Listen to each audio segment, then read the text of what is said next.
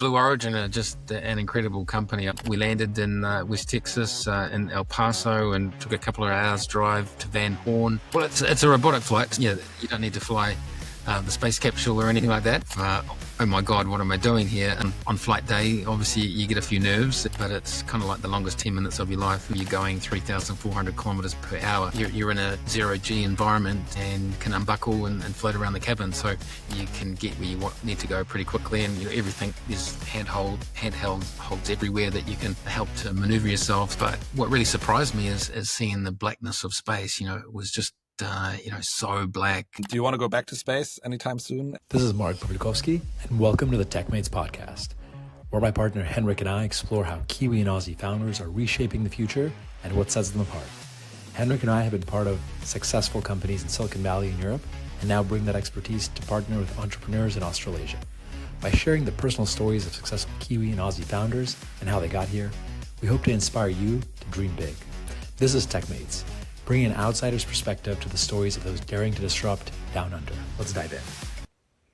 Mark, thank you so much for joining us again. You're back in New Zealand. How was your last week? It was a pretty exciting week, to be honest, Hendrik. So, amazing. Yeah, you've been on the Blue Origin flight last week and made a trip into space. What was your overall impression? How would you describe the experience? Yeah, Blue Origin are just an incredible company. I was so impressed by their attention to detail and customer service and all their flight operations. So it was just a privilege to find out how they operate and to sort of experience their approach firsthand. Amazing. So maybe you can walk us through it a little bit. So you purchased this ticket a long time ago, I imagine, right? Well, it really just came together this year. I did initially sign up with Virgin Galactic in 2006 and ended up being on seat 38 after they did their ballot. Then they got a little bit delayed developing their new spacecraft. And in the meanwhile, I started talking to Blue Origin and managed to get a flight May 31st. So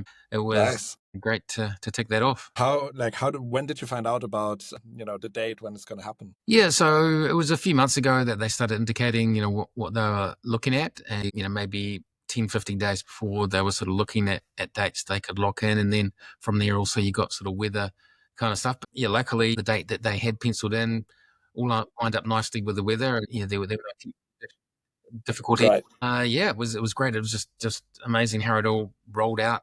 And then so I guess when you want to go to space, what does the preparation look like? What do you have to prepare? Do you have to be fit? What's the training like? Yeah, well, I think there's a variety of fitness levels that could easily handle this type of space flight. But for me, I wanted to maximize the experience. So I try to keep in generally good shape and do a lot of running and gym and that kind of stuff. Yeah, there's sort of young people through to older people there. One of the crew members I had was 71 and he had a great time. I think you just turn up.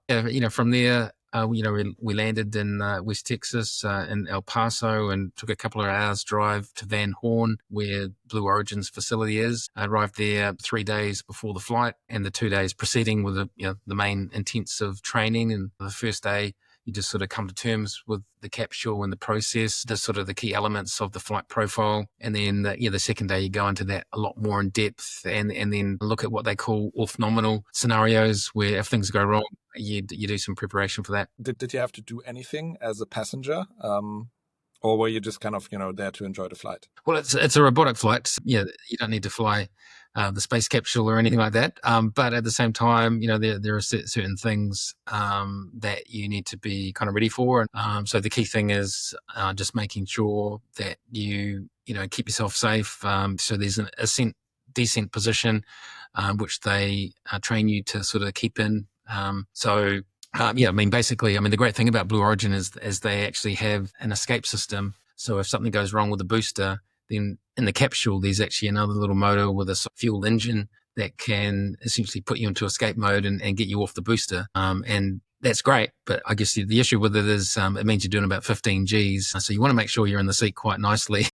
Yeah. Before you handle 15 Gs, like if you've got your hand hanging over the side, it could break your arm or whatever. So you want to be kind of be ready for that sort of escape system to kick in if something does go wrong with the booster. So there's sort of elements like that, and there's fire buttons and masks that can go on for oxygen masks if these issues there. So there's a bunch of sort of safety related stuff that you need to be on top of and kind of know what's going on. So there's a kind of communication panel on in front of each person's seat that you keep an eye on, as well as the sort of key numbers. And obviously you can communicate with ground control through a mic system, and obviously they keep you updated throughout the flight. So really it's about coming to terms with the flight profile, doing the safety training. And then obviously the key thing is unbuckling and buckling again when you get to the apogee, when you're in the 0G kind of environment. So making sure that you can do that in 0G, which is a bit different when you've got gravity on Earth. So yeah, a whole bunch of sort of training stuff like that, which was crucially important to enable you to make the most of the experience. Yeah, and during the few days leading up to it and doing all the training and all the kind of protocol, did you ever feel like that might be a little bit scary, or were you like, does this feel like another sort of flight to the US from New Zealand to you? Well, you're riding a controlled explosion up to space, so I mean, there's an element of oh my God, what am I doing here? But at the same time, people like me that like the concept of space travel, it's sort of part of the concept. You know, certainly I felt very comfortable with the training that they gave. But, you know, on flight day, obviously you get a few nerves, and, yeah, you know, the experience is extremely intense. So, yeah. So take us to flight day. So you wake up in the morning, I guess first thing is to check the weather, I would imagine, to see if the conditions are good enough to go. Yeah, well, that wasn't my job, but yeah, obviously they have a meteorologist on board that does all that stuff. So yeah, weather forecasting is a key part to it. And again, we got really lucky there. Yeah, that meant that we didn't have any holds or delays or postponements, which fantastic. And then obviously there's all the technical stuff. I mean, there's hundreds of people there making sure that all the different elements of the spacecraft are working fine. I think the booster got rolled out in the morning about 2 a.m. They take it out from the main hangar and take it down to the launch pad, line it up, fuel it up. So yeah, there's a whole lot of elements that need to come together, and Blue Origin just delivered magnificently. And then you got onto the spacecraft, and then how long is the entire journey? How many minutes? From takeoff to landing, it's about 10 or so minutes. So yeah, it's short, but it's kind of like the longest 10 minutes of your life in some ways. I mean, a lot happens in those 10 minutes. So what does the start feel like? I guess that must be quite rough, right? Because there's so much energy involved. Yeah, well, you get to the T countdown, 10-second countdown, just like in the movies, which is great. The main engine fires up, and it's not till about 7 seconds that the spacecraft actually lifts off the pad where you've got enough propulsion to lift off, and then it just accelerates really smoothly. It's just like being on an elevator ride, which is pretty steady and smooth, and it just gets faster and faster. You get extreme acceleration until you're going 3,400 kilometers per hour.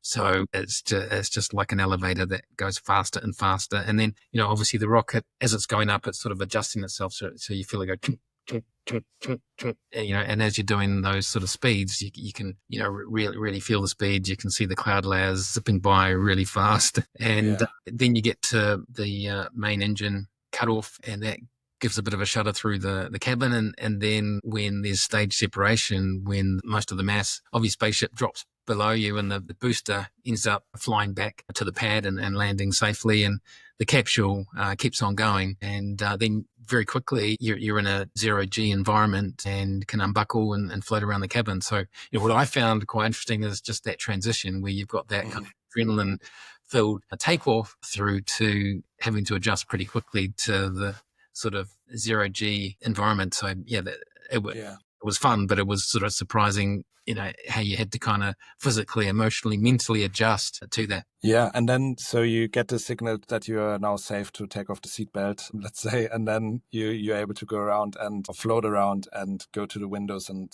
look back on Earth, right? Yeah, that's right. So, I mean, obviously you're looking out the window, and there's 6 large windows in the capsule, which is pretty incredible. So you get a really good view on the way up, and then obviously it's just over halfway that you get the stage separation, and because all that acceleration, it basically just keeps going up. So yeah, on your way up to apogee, you can undo your seatbelt and look out the window and do some zero-G maneuvers and do the stuff you want to do. And how does that feel? I mean, this is such a big dream coming true, right? Looking back onto Earth, being in space, floating around. Can you describe that feeling to me? Yeah, well, it's kind of like when you're in a swimming pool, you can go underwater and you can do sort of back flips and forward flips and all that kind of stuff. So it's very easy, but the difference is that you don't have that feeling of water around you. There's no pressure. It's just a real ease of movement in zero gravity. So it was kind of a lot less complicated than I thought it would be. And yeah, if you just sort of move gently, you can get where you need to go pretty quickly. And everything, there's handhelds holds everywhere that you can help to maneuver yourself. So it was pretty easy to get around. And certainly for me, that was a key milestone to experience zero gravity in that kind of way. So it was, a really wonderful experience to have that. Yeah. And then the view? Yeah, looking out the window, I think seeing the Earth, you got a horizon about 1,000 kilometers away. It was fairly cloudy on my side of the spacecraft as I was sort of looking out a lot of the window. And you can see the curvature of the Earth. But what really surprised me is seeing the blackness of space. It was just so black. And one of my crew members, Jaime from Panama, he didn't unbuckle. He just wanted to kind of enjoy the view and look out the window. And, it really impressed upon him. Looking out at the blackness of space, it was kind of overwhelming. It was real, it was just the immensity of this blackness that just goes on and on. Being daytime, you can't see the stars. Certainly from our flight, we couldn't see the stars. And so nighttime flight could be kind of interesting, but just that, the stark fragility of this beautiful blue Earth and then blackness and nothingness. Yeah, it surprised me, just that sort of emotional feeling. Yeah, and I guess that's something the human brain is not used to at all, right? It's just kind of hard to compute for us, I imagine. Yeah, well, we look at these photos in space and you kind of see there's black in the background, but when you actually are up there in it, the feeling is very strong. And it was an impressive feeling. Fascinating. And then it's time to go down. You have to kind of buckle up again. What's the descent like? Yeah, well, following your training, you've got about 30 seconds a minute where you want to buckle up, and then the initial descent, you're heading into high Gs. You get into about 5 Gs very quickly, so you want to make sure you're buckled up, ready to go there. So that's like 5 people, your own body weight lying on top of you, and your face is stretched back, and yeah, it's a pretty cool feeling. And then you're sort of starting to get into the atmosphere, and it slows the spacecraft down pretty quickly, but you're still traveling fairly fast, and you're sort of waiting for the parachutes to deploy. You're starting off with the drogue chute, the smaller chute, to initially slow things down a little bit. Then the main chutes release, and at that point, the crew, we all felt a lot more relieved that we're going to come down at a speed that is going to be survivable. I guess there's like a little shock when the parachute goes up. And you slow down quite a bit. Yeah. Okay.